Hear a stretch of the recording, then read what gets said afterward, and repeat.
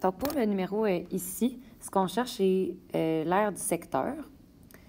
Puis, on a l'arc et on a l'aire du disque. Donc, je pense qu'on le voit quand même bien ici, là, qu'il va y avoir quelque chose à faire ici. Tout ce qu'on a à faire, dans le fond, c'est de trouver la circonférence. Une fois qu'on va avoir déterminé la circonférence, on va être capable d'utiliser la proportion puis de faire un produit croisé pour trouver l'aire du secteur. Donc, pour trouver la circonférence, on a besoin du rayon ou du diamètre.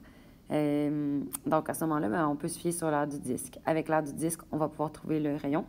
Avec le rayon, on va pouvoir trouver la circonférence et ensuite faire notre proportion puis notre produit croisé. Donc, la première étape, ça va être d'aller trouver le rayon. Donc, trouver R. Donc, je pars avec ma formule, que R est égal à pi fois R à la 2.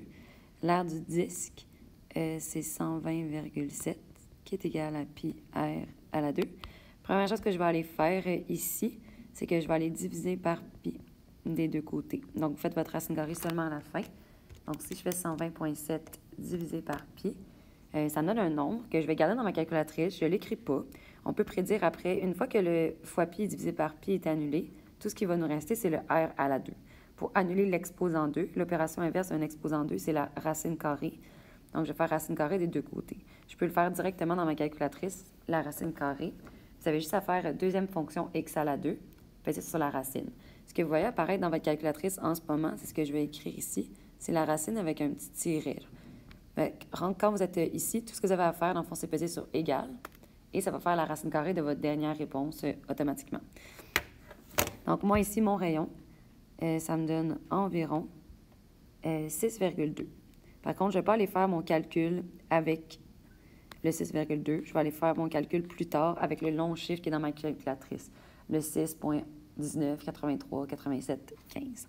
Une fois que j'ai mon rayon, j'ai fait ça, dans le fond, pour aller trouver la circonférence. Donc, dès mes deuxième étape, je vais aller trouver la circonférence. La circonférence, c'est 2 pi R. Donc, ici, je vais mettre des environs égales parce qu'à partir de ce moment-là, je vais remplacer le rayon par 6,2. Puis le 6,2, il est arrondi ici. Donc, il faut que je mette un environ égal là. Donc, moi, je vais tout pitonner dans ma calculatrice. Je répète que je ne fais pas le calcul avec le 6,2. Je fais le calcul avec le 6,19, 83, 87, 15, qui est dans mon écran de calculatrice en ce moment.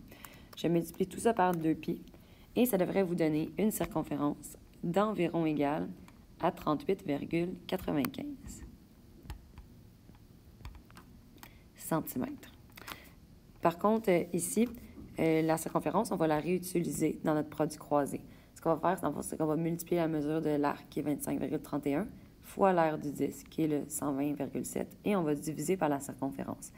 Donc, pour ça, puisqu'on va vouloir diviser par le long nombre qui est ici, pour garder le plus de précision possible, je vais me noter en dessous la circonférence avec 4 chiffres après la virgule, juste pour être certaine de garder toute ma précision. Donc, ça me fait 94,56 cm. Comme ça, à votre examen, je vous rappelle, guys, que c'est pas une faute si vous prenez ça. C'est juste que pour les séquences Challenge You, pour les exercices interactifs, c'est mieux de garder tout le temps le plus de précision possible, juste pour être certain de ne pas faire une erreur inutile. Donc, après ça, je vais réduire ça un petit peu ici. Puis, je vais aller faire, ici, je vais faire ma proportion. Donc, troisième étape, je vais aller trouver R du secteur. Bing! En mettant la mesure de l'arc, qui est 25,31 cm, sur la circonférence que j'ai trouvée, donc 38,95. Ici, j'ai quasiment le goût de vous écrire un petit clin d'œil pour être comme « Hey, j'ai écrit 38,95, mais moi, je sais bien que je vais faire mon calcul avec ça. » Ici. Je vais aller réduire ça un petit peu si j'arrive à le faire pour avoir de la place à côté. Ouais, tiens, comme ça. Et ici, qui est égal à l'aire du secteur, ce que je cherche, sur l'aire du disque, qui est de 120,7 cm². Ici, faites attention, je ne perdrai pas 0,5 à mon examen parce que ce n'est pas un signe égal, c'est environ égal. Parce que ça ici, ben, c'est environ. À partir de là, je fais mon produit croisé, donc je fais 25,31 fois 120,7. Et je vais diviser le tout. Je ne divise pas par 38,95. Je vais aller vraiment diviser par, ici, le 38,9456. 38,9456. Et ça me donne 78,44.